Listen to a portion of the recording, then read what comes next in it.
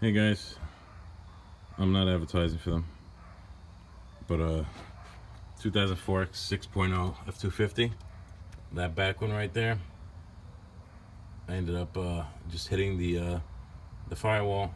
I put a small hole through it. I would advise you, before you decide to just put holes in things, to not put holes in things, but if you think that there's a chance that you will, go inside and look to the right, obviously not the left, but the right of your steering column, and see what's there. I didn't hit hard enough to actually hit what was inside, but there is something inside. I pulled the bolt out. I used a grinder. I cut the head off the bolt just to be able to get the clearance. Once I cut the head off the bolt, it was very easy to take out. I got that new one in. Obviously those are longer, but they have no head.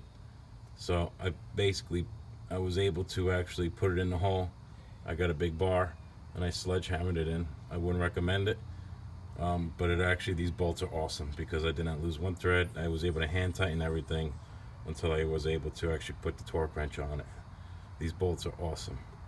But I would suggest, if you're gonna go this way and kind of do it the lazier way, you know, no cab off, no, you know, you're not doing heads.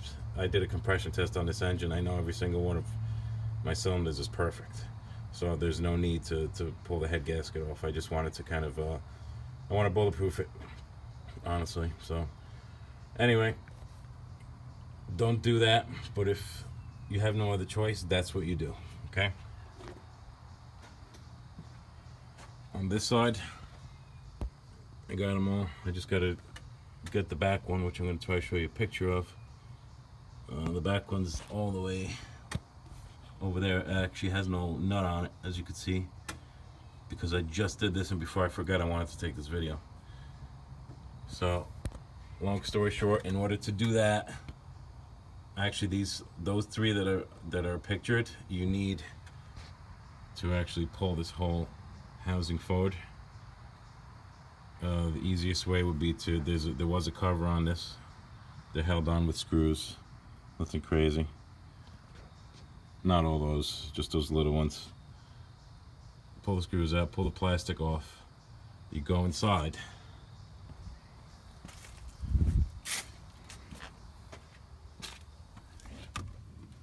One, two,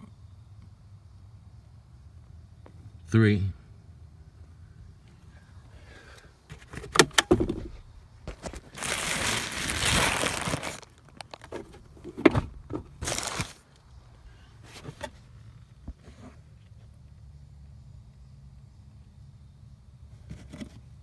Hold on, I'm trying to find it. Where is it? 1, 2, 3. That one's a real pain. Once you get those out,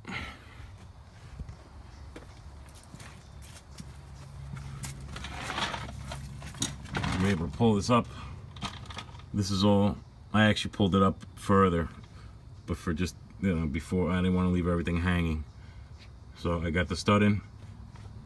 You pull it up enough where you actually have room between the firewall and the housing, and you slide the stud right through. So that's a perfect shot of how you got to pull it up just another inch or two. But that's where you want to slide it. So once I got it in, I just popped it back in just so it holds itself in. Now I'm actually gonna pop it all the way back in, and I'll be able to torque my stud, or I could actually put my nut on my stud now on my washer, which I'm actually gonna do, and I'm probably gonna do it from down here just because it's so much easier. Look at this room, it's beautiful. All right guys, so it took me a while to figure this out, so I'm hoping to save you guys some time. Thanks.